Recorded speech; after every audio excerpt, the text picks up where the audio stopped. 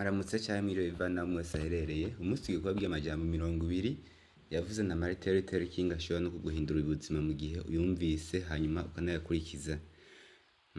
Martin Luther King canke Martin Luther King ni umunyamerika w'umwirabure yaharanire cane ubwigenge bw'abirabure. Musanzwe muzi ko myaka yahera abirabure bafatwa nabi cane muri Amerika, ariko uko hagiye harahaguruka benshi. Mubo bahagurutse bamenyekanye cane rero bavyiyamiriza ni Martin Luther King canke Martin Luther King, aho yagiye avuga amajambo akomeye cane benshi bisunga muri iyi myaka mu gukoresha. Ushobora kwibaza ati ayo majambo nayahe? Uyumvirize kuva ku ryambere gushika nyuma, kuko ashobora kugufasha ibintu bikomeye, ashobora no kuguhindurira kumbure n'ivyiyumviro.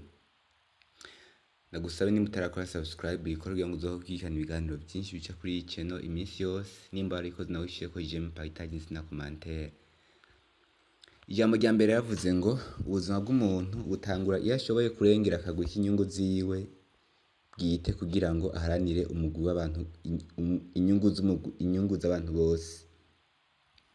Ijambo rya kabiri yaravuze ngo umuzungu ntashobora gusuzugura umwirabure kubera ko mu buryo bumwe nawe ari umwirabure, umwirabure nawe akaba umuzungu. Ububabare bw'umwirabure burasubiza hasi umuzungu, gufasha umwirabure bikuza umuzungu. Ijambo rya gatatu yavuze ngo umubanyi mwiza azoheba ivyubahiro vyiwe, amatungo yiwe, mbere n'ubuzima bwiwe kubera abandi. Mu myonga ijaga, mu mayira agoramye canke agoranye, azovyura mwene wabo yashaye kandi ababaye kugira ngo amushikane mu buzima bworoshe kandi bw'amahoro. Ijambo rya kane yaravuze ngo gufasha abantu gutahura agaciro k'abirabure ntibisigura kugaya abazungu. Ntitugwanya urukoba rwera, ahubwo inyigisho y'abarongozi b'urwo rukoba bashizeho kugira ngo bagume bakinyiza abantu. Ijambo rya gatanu yaravuze ngo umuntu w'impahazwa ntashobora gukinyizwa imyaka yose. Ugushaka kwigaranzura birangira kwibonekeje. Ibi nivyo vyashikiye umwirabure wo muri Amerika. Nta majambo ahari yosigura. Ijambo rya gatandatu yavuze ngo nta majambo ahari yosigura umuntu yisanze mu munyororo ari kumwe n'amajana y'abandi banyororo bazira ikintu c'ukuri. Ijambo ry'indwi yaravuze ngo abagizi ba nabi ntibigera bashaka gutanga ukwigenga kwihuse. Abakinyizwa nibo bategerezwa kugusaba. Ijambo ry'indwi yaravuze ngo icizerwa nuko Imana izokorera vyose umuntu, ntawe gushigikira. Nico kimwe no kwiyumvira ko umuntu hari ico yoshobora wenyene, vyubakiye kukura ukwemera. Ijambo ry'icenda yaravuze ngo ndazi yuko nitwaneshwa tugatangura gukoresha ihohotera mu vyo tugwanira, urunganwe uzodukurikira tuzoba tururaze igihugu c'umururazi, amaganya n'akaga katazohera. Iri jambo naryo ryanyigishije cane kandi ryarankozeko, nawe ushobora kuryiyumvira ukumvira uburemere bwaryo. Ijambo ry'icumi yaravuze ngo urwanko rurahungabanya ubuzima, urukundo rurabuhubura. Urwanko rurasambura ubuzima, urukundo rurabwegeranya. Urwanko rushira ubuzima mu mwijima, ariko urukundo rurabumurikira. Ijambo ry'icumi na rimwe yaravuze ngo urukundo nizo nguvu zonyene zishobora guhindura uwari umwasi akaba umugenzi canke akaba umukunzi. Ijambo ry'icumi na kabiri yaravuze ngo kimwe mu bintu amateka yatwigishije nuko abana b'umuzimagiza bagira umwete no kwiyemera kurusha abana b'umuco. Ijambo ry'icumi na gatatu yaravuze ngo turafise impengamiro yo gushima ivyo umuntu yashitseko bivanye n'umushahara ahembwa, aho kuraba akanovera ka service canke ka services yatanze canke uko abanye n'abantu. N'iri jambo ryarankozeko. Ry'icumi na kane riravuga ngo turategerezwa kumenya yuko ubwenge bwonyene budakwiye. Ubwenge hamwe n'inyifato ngiyo ishingiro ry'ukuri.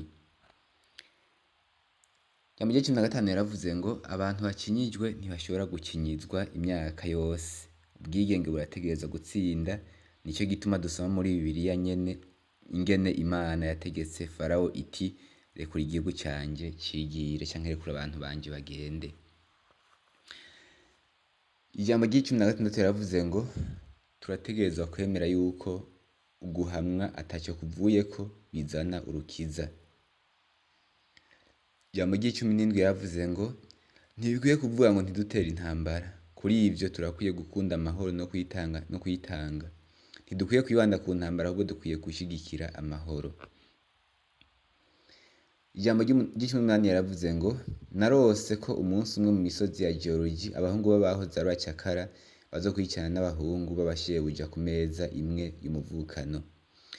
Musanzwe muzi yuko ariwe yanarose ko Amerika izoshobora gutwarwa n'umwirabure, kandi mu 2009 yatwawe n'umwirabure, kuva mu 2009 gushika 2016 ariwe benshi tuzi canke benshi muzi ari Barack Obama. Martin Luther King yari yarabivuze imbere y'imyaka 40 canke 50. Ijambo rya 19 yaravuze ngo hariho igitabo c'ubuzima kitaboneka candikwamwo ubugaba no kuba maso vyaco. Ijambo rya 20 ryo rya nyuma yaravuze ngo igihugu kigura umwaka ku mwaka ibigwanisho kurusha gutegura imigambi y'ikibano, ntaho gitaniye n'ikiriko kiratakaza ubuzima bw'umutima.